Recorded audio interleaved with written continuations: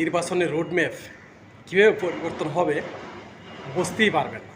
হয়তো আপনারা অনেক বড় দল, আপনারা ভাবতেছেন যে নির্বাচন হলেই আপনারা জয়ী, নির্বাচন হলেই আপনারা সংসদ দখল করবেন, নির্বাচন হলেই আপনাদের কাছে ক্ষমতা চলে আসবেন। না, বর্তমানে আপনারা যে দল আছেন, আপনাদের দল ছাড়া আরও অনেক দল রয়েছে।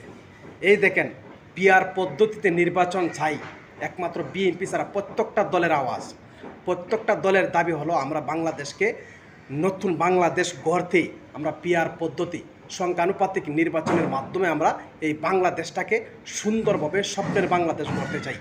এই দেখেন, বিএনপির কাঁপন শুরু হয়ে গেছে। এরপরও চাঁদাবাদি বন্ধ করে নাই, এরপরও থানার মধ্যে তার নেতাকর্মীকে ছুটিয়ে আনতে থানার মধ্যে হামলা করে, পুলিশের উপর হামলা করে, নির্যাতন, জুলুম, নির্যাতন, নিপীড়ন যেভাবে চালাচ্ছে বিএনপি, ভুলে গেলে চলবে না। এই দেশে, বাংলাদেশে আর অতীতের মতন একটা নির্বাচন হবে না ইনশাআল্লাহ।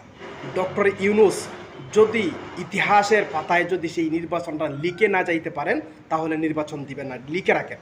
কারণ ডক্টর ইউনূস একজন আন্তর্জাতিক খেলোয়াড়, ডক্টর ইউনূস আন্তর্জাতিক খেলোয়াড়। আর আন্তর্জাতিক খেলোয়াড়ের মাধ্যমে যে নির্বাচন হবে, ওই নির্বাচনের মধ্যে কারচুপি হওয়ার কথা নয়। ওই নির্বাচনটা হবে সংখ্যানুপাতিক নির্বাচন, ওই নির্বাচনটা হবে পিআর নির্বাচন, ওই নির্বাচনটা হবে সুষ্ঠু এবং ইতিহাসের মধ্যে লেখা থাকবে।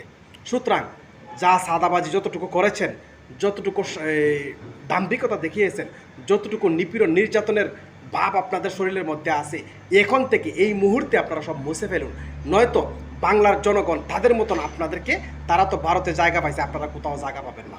সুতরাং এখনও ভালো আছে, দেশটাকে সংস্কার করেন, সুন্দর স্বপ্নের একটা বাংলাদেশ গড়ার প্রত্যয় নিয়ে সামনে এগিয়ে যান।